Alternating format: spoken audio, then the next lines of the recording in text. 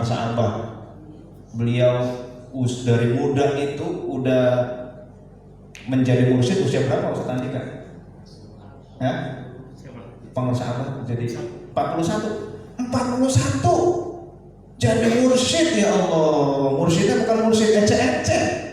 Udahlah gue jadi mursyid ya, enggak bukan gitu. Ya Allah, 41 jadi mursyid, saya 46 belum jadi apa-apa. Ya Allah, Masya Allah. Bahkan pengarsa Abah itu memang dari dulu udah disebut Abah Hanum. Bahkan umur 7 tahun Mbah Khalil udah bilang Abah Hanum. Nih, umur 7 tahun Mbah Khalil udah bilang begitu ketika diajak oleh pengarsa Abah sepuh ke Bangkalan, Madura, ini Abah Hanum. Kata beliau ya, udah ketahuan. Jadi memang nggak bisa kecuali diperjalankan oleh Allah. Nggak bisa makom seperti ini. Umur 41 jadi mursyid kamil mukamil kalau tidak diperjalankan oleh Allah. Kuncinya siapa yang diperjalankan oleh Allah? Hamba Allah. Maka kalau kita tidak betul-betul menjadi hamba Allah, susah untuk diperjalankan.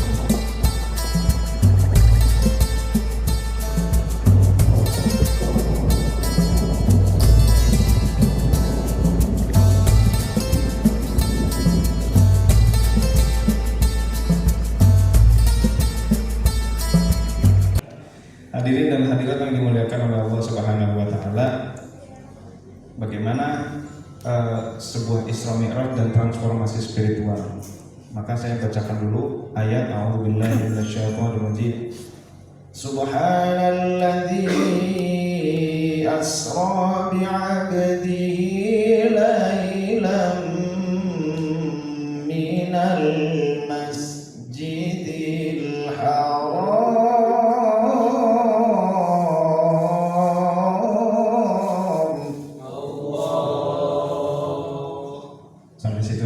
sampai selesai ya. Karena waktunya juga dikit nih. Subhanalladzi, maha suci Allah, alladzi asra, yang memperjalankan bi'abdihi, dengan hambanya.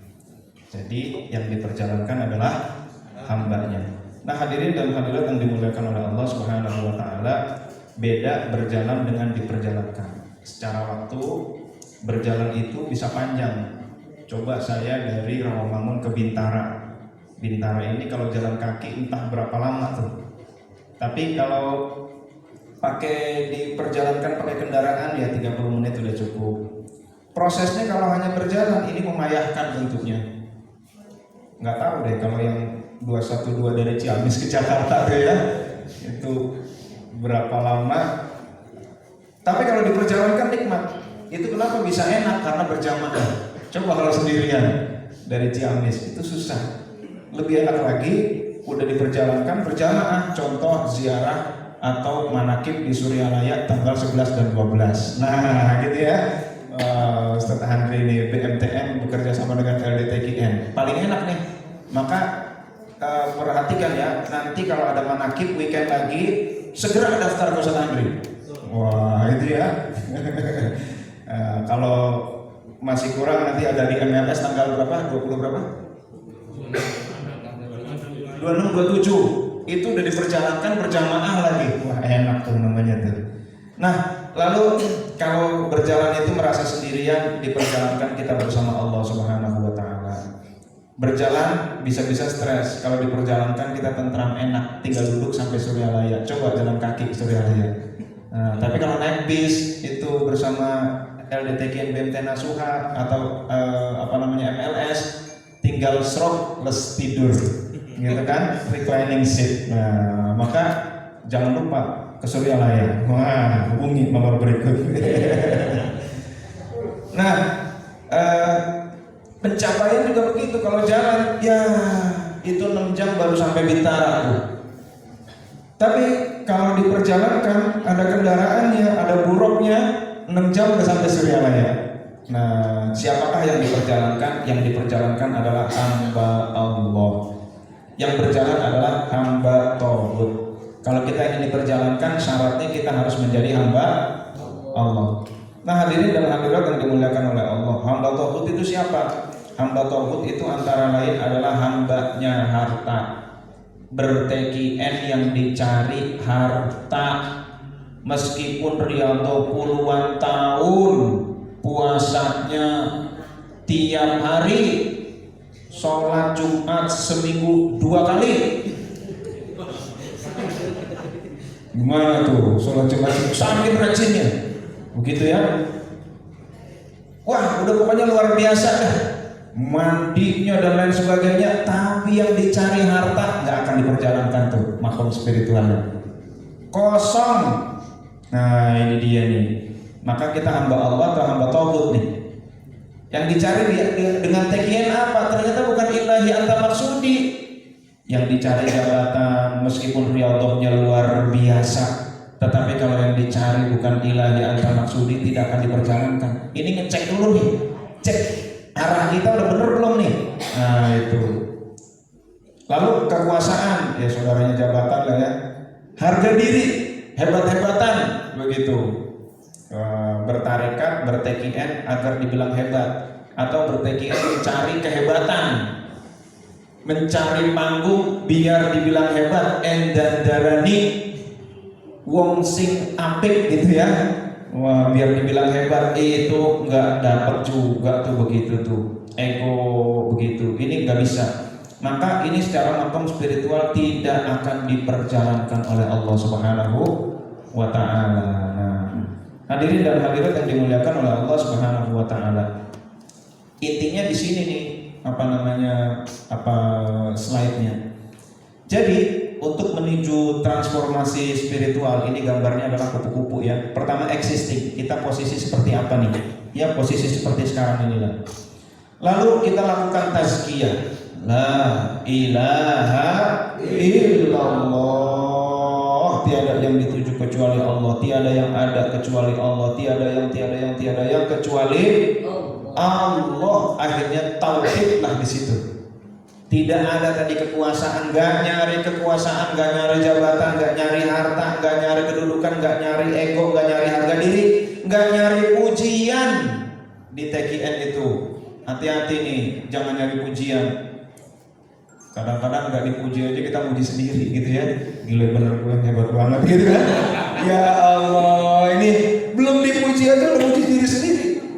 Maka hadirin dan hadirat yang dimuliakan oleh Allah, hati-hati kalau ada yang muji itu sebenarnya dia sedang membunuh kita. Dia sedang menyiram pohon kesombongan dari diri kita. Ini hati-hati nih. Kalau yang dicari adalah ego, yang dicari pujian, nol riyadhah kita. Tuh. Nggak ilahi anta maksudi nih. Ini namanya masih tauhid nih. Tuh. Lalu kita lakukan tazkiyah. La ilaha illallah. La ilaha illallah. La ilaha illallah. Nggak ada yang ada kecuali Allah. Nah, maka kalau sudah kita lakukan tazkiyah, akhirnya kita betul-betul menjadi hamba Allah. Kalau sudah menjadi hamba Allah, maka asra bi abdihi, memperjalankan hambanya. Maka pastikan kalau kita mau diisrokan oleh Allah Subhanahu wa Ta'ala, pastikan kita bi abdihi, kita hambanya Allah. Kita betul-betul mengabdi kepada Allah Subhanahu wa Ta'ala. Maka Syekh Abdul Qadir Jailani diisrokan oleh Allah Subhanahu wa Ta'ala. Imam Ghazali diisrokan oleh Allah Subhanahu wa Ta'ala. Ya Isra ya Mi'raj, satu paket tuh. Ibnu Sina ya diisra mi'rajkan oleh Allah. Karena apa? Dia menjadi hamba Allah. Nah itu. Nah hadirin dan hadirat yang dimuliakan oleh Allah Subhanahu wa Ta'ala, Ibnu Sina itu umurnya 58. Menyusun buku 450 buku.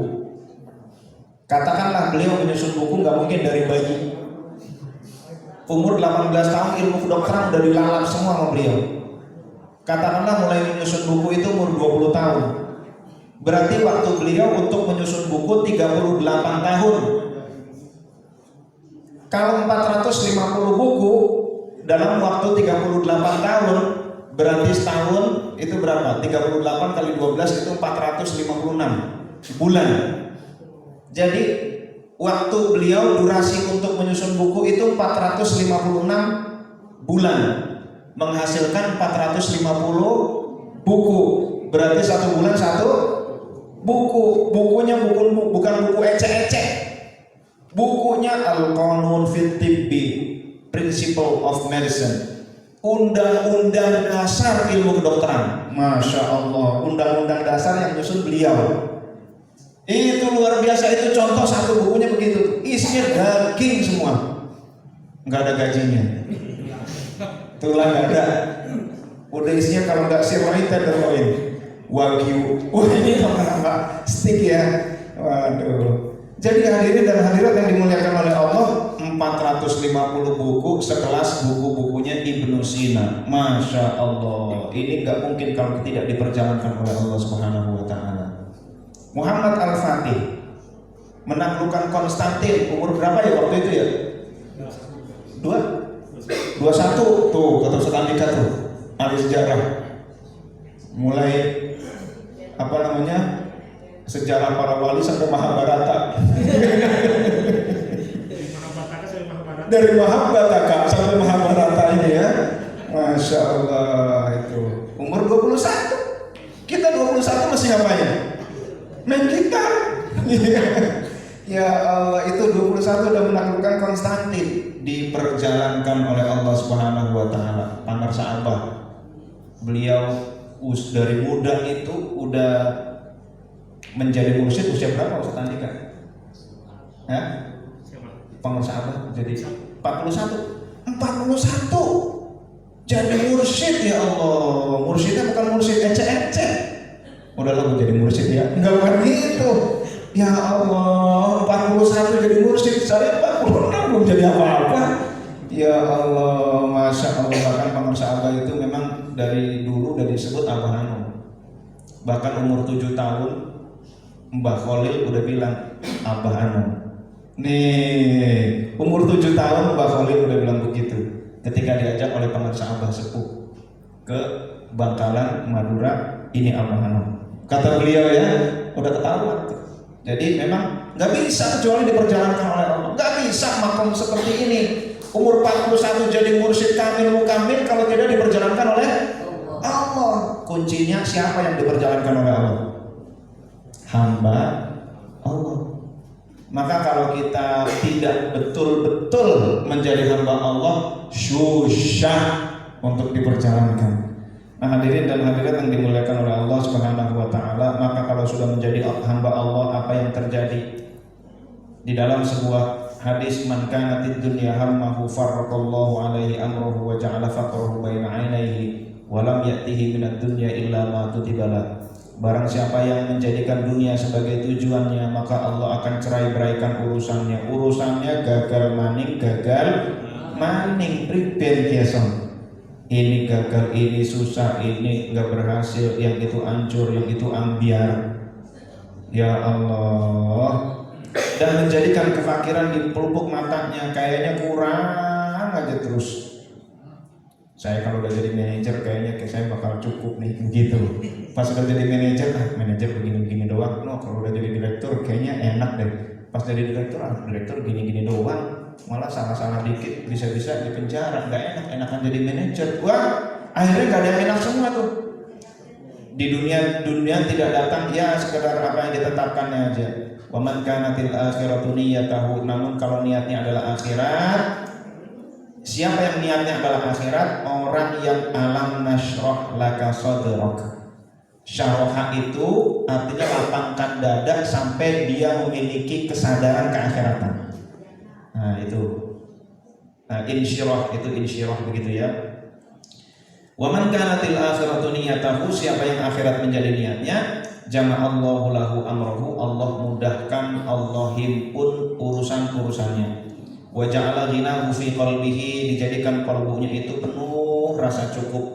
Wa atadhud dunya wa hiya raghimatun, dunia datang kepadanya dalam keadaan tunduk. Suatu saat ada seorang hamba Allah, Abdullah bernama Hamid Laffaf. Suatu saat ketika dia mau sholat Jumat, itu dia dihadapkan pada 3 tugas penting yang mendesak.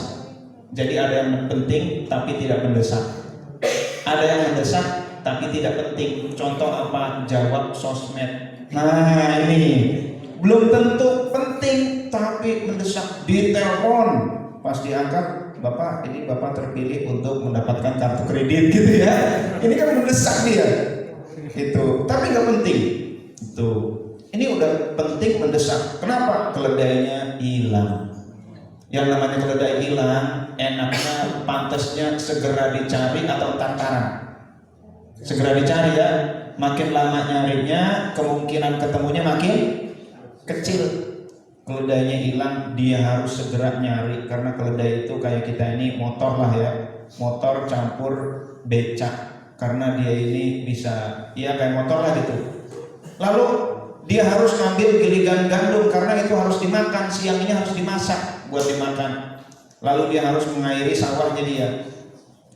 Tapi di sisi lain tiba sholat Jumat, akhirnya dipilih yang mana nih? Ngejar keledai, ngambil gilingan gandum buat makan, atau ngairin sawah, atau sholat Jumat? Sholat Jumat dia pilih sholat Jumat. Ya Allah, 3 tugas mendesak penting ada di hadapan dia, tetapi dia tetap memilih sholat Jumat. Hadirin dan hadirat yang dimuliakan oleh Allah, pulang sholat Jumat, pas buka pintu keledainya ada di rumah. Tahu-taunya bau masakan. Apa nih? Masakan dari mana? Lalu tiba-tiba loh kok sawahnya udah diairi. Kaget dia nanya sama istrinya, Bun, ini apa yang terjadi? Tiba-tiba kok keledai saya ada di rumah. Iya, tadi pas Bapak sholat Jumat tiba-tiba ada yang gedor-gedor pintu, pas dibuka ternyata keledai kita.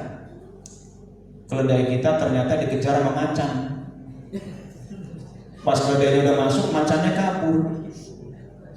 Ya Allah, kayak digiring ke macan. Terus ini masakan dari mana? Ya ini gandum kita yang kita giling. Loh kok ada di rumah kita? Kan aku belum ngambil. Iya, tetangga kita ngambil gilingan gandum di penggilingan yang sama. Pas dia pulang bawa, loh kok bukan karung saya nih kayaknya nih ya. Oh ini karung tetangga nih. Ah dikasih ke tetangga, akhirnya karungnya dikasih ke kita. Dia ambilin lah gilingan gandum kita. Oh alhamdulillah ya. Lalu itu air sawah kenapa totonya bisa diairin? Udah selesai. Iya, tetangga kita ngairin sawah, dia kelewatan. Kerannya kagak ditutup, ternyata sawah airnya nyampe ke sawah kita. Akhirnya bersujudlah hamid al-lafaz, ya Allah, alhamdulillah ya Allah, aku tunaikan 1 tugasku, engkau tunaikan 3 tugasku. Aku tunaikan tugasku kepada engkau tunaikan tugasku. Gimana ya? Jadi bingung nih. Kalau lihat jam mulu kita jadi bingung ya. Aku tunaikan tugasku kepada engkau, tapi tugasku ternyata engkau tunaikan. 3 tugasku gitu ya, pokoknya gitulah. Paham kan? Gitulah pokoknya. Nah, jadi hadirin dan hadirat yang dimuliakan oleh Allah Subhanahu wa taala, dia boleh. Itu tetangganya enggak sholat Jumat. Nah, ini dia nih. Tetangganya enggak sholat Jumat. Ntar saya nanya dulu ya. Tetangganya iya bisa jadi nih, setangan kritis nih beliau ya. Ya Allah, kok bisa ngambil gilingan gandum ya? Gilingan gandum ngairin sawah gimana tuh? Yang jelas yang gak sholat Jumat tuh macannya kayaknya. Yang menjadi pertanyaan juga itu kenapa macan giringnya sampai rumah? Terus yang namanya macan kok nggak iseng gitu ya? Ya iseng dicoba-coba dikit apa? Itu keledai gitu kan? Ya disentuh-sentuh dikit atau dicobain dikit lah gitu ya. Kenapa itu macan nggak nyobain keledai meskipun dikit? Titik buah apa? Begitu ya? Meskipun sedikit, kenapa nggak dicobain itu keledai? Siapa yang mengatur macan itu sehingga keledai itu nggak diapa-apain? Allah Subhanahu wa taala. Itulah Allah kalau udah ngatur. Allah Rabbul Alamin, pengatur semesta alam. Yang namanya udah diatur. Kalau Rabbul Alamin, pengatur semesta alam, itu luar biasa. Pernikahan kalau diatur sama IO, itu dalam waktu 2 jam akad, resepsi selesai, beres rapi. Dekorasinya, konsumsinya, acaranya, pengisi acara, apalagi itu karpetnya, semua gedung dan lain sebagainya rapi semua. Nah, itu kalau diatur sama IO, itu baru IO-nya manusia. Bagaimana kalau Allah yang ngatur? Beres, rapi, repeh. Wah, apa tuh rapi repeh? Saya juga nggak ngerti itu ya. Iya, pokoknya begitulah kurang lebih. Nah, hadirin dan hadirat yang dimuliakan oleh Allah Subhanahu wa taala, bagaimana kalau kita sudah jadi hamba Allah? Yaitu begitu, diatur semuanya oleh Allah. Tugas kita udah deh, kita mengabdi aja kepada Allah melalui yang Allah titipkan kepada kita. Allah titipkan kepada Kang Yasin kemampuan untuk create bisnis gitu ya. Maka beliau ngamuk bisnis dalam rangka memajukan BMT Nasuha misalkan gitu ya. Amin ya rabbal alamin. Itulah cara mengabdi kepada Allah. Allah beri Ustaz Andika ini ilmu Allah, maka beliau ngamuk menyampaikan ilmu ke majelis-majelis agar ilmu itu bisa dinikmati oleh ikhwan. Beliau ngamuk belajar terus Ustaz Andri. Udah S1 selesai, S2, habis itu S3 rencana Ustaz ya. Habis itu S3. Ya Allah, ini Ustaz Andika riset mulu. Ya Allah, alhamdulillah, itulah kita harus ngamuk memang. Kita harus ngamuk. Udah kerjaan kita apa? Ngamuk untuk Allah. Begitu kan? Ngamuk untuk Allah. Nah, itulah hamba Allah. Karena Allah nitipinnya beda-beda. Ada yang nitipin kemampuan bisnis, ada yang nitipin ilmu, ada yang nitipin kemampuan mendidik, ada yang dititipin macam-macam. Ada yang dititipi kemampuan untuk mengekspresikan keindahan kayak Pak Agus Nugroho. Beliau satu lukisan bisa dihargai 2 miliar. Beliau mau bikin pelatihan tunanetra melukis. Tunanetra melukis. Gimana tuh? Ini kan gak cerita melukis dengan bagus ya. Tunanetra melukis, begitu ya. Kadang-kadang dari kecil aja gak tahu warna. Begitu. Ini gimana melukisnya terserah. Ntar lihat aja. Tunggu tanggal mainnya. Gimana tunanetra melukis. Nah, lalu hadirin dan hadirat yang dimuliakan oleh Allah. Allah berfirman kepada dunia, ya dunia man khadamani fakhdumihi, wahai dunia, siapa yang mengabdi kepadaku, mengabdilah engkau padanya. Dan siapa yang mengabdi kepadamu, wahai dunia, dunia melulu, harta melulu, lalala, sehingga kehidupan akhirat terlupakan. Nah itu ya. Ini di Kabilan mesti ya. Iya. Yang itu dia kan melakukan tilawatul Quran juga di Kabilan. Ku tak akan bersuara walau tilawatil Quran gitu ya. Kan ada lagunya ya. Itu. Tapi kayaknya saya ngawur lagunya. Ya di Kabilan itu ya. Sampai mana tadi kita nih? Dan barang siapa yang mengabdi kepadamu, wahai dunia, perbudaklah. Tuh, kita milih dikejar dunia atau ngejar dunia. Dikejar dunia. Kalau kita milih dikejar dunia, tugas kita ngapain?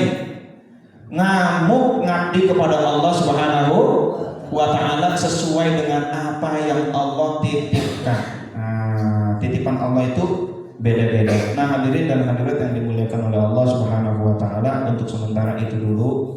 Intinya ketika kita ingin transformasi spiritual, maka Pak Kiai Wafid suatu saat telepon. Ya kadang-kadang ngobrol ya.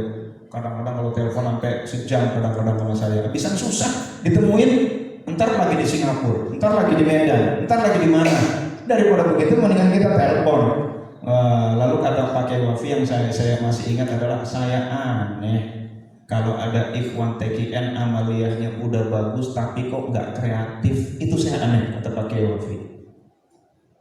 Aneh saya, kok bisa nggak kreatif? Harusnya rumusnya kalau udah jadi hamba Allah, dia diperjalankan oleh Allah Subhanahu wa taala. Kok ada yang nggak kreatif? Kata beliau begitu ya. Kalau ada yang nggak kreatif, berarti kita mesti check and recheck. Kalau udah check and recheck selesai, kabar-kabari. Kabari maksudnya marketing. Kabar-kabari ya. Habis itu kisah seputar sufi, selebriti. Sufi lah masa selebriti. Jadi hadirin dan hadirat yang dimuliakan oleh Allah Subhanahu wa taala. Jadi ini rumusnya. Existing boleh, berawal kita dari ulat. Ulat itu bukan Ustaz Latif ya.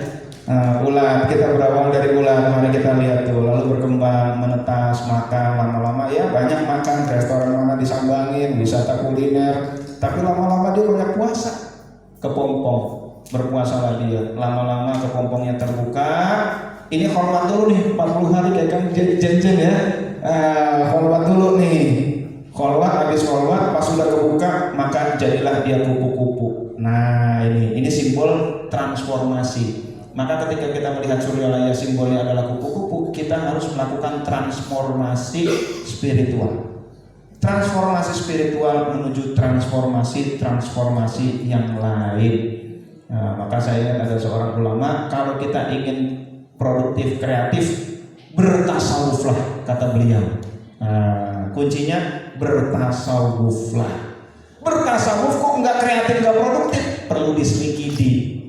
Nah ini ya, jangan-jangan kurang ngamuk dalam mengabdi kepada Allah Subhanahu wa Ta'ala. Hadirin dan hadirat yang dimuliakan oleh Allah, berhubung jam 12 kurang.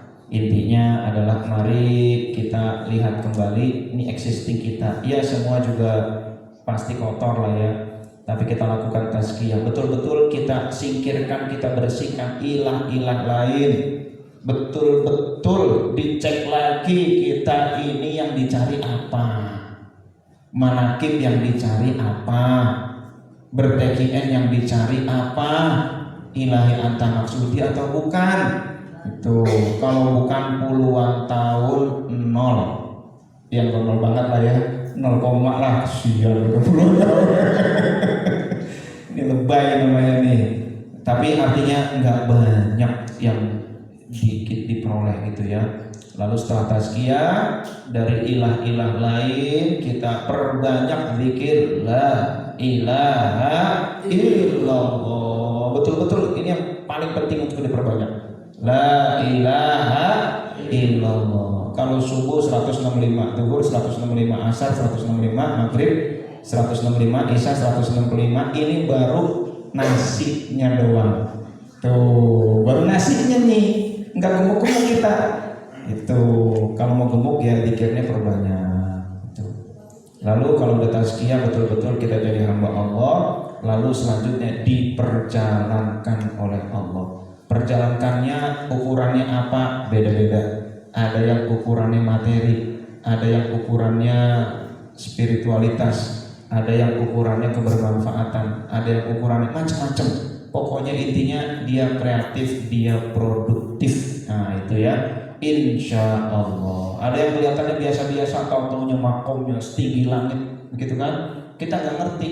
Kita ya kayak di TKN dia kelihatan, dia datang orang nggak tahu, dia nggak datang orang juga nggak tahu, begitu ya. Ternyata makomnya luar biasa. Di TKN senangnya di pojok, misalkan begitu.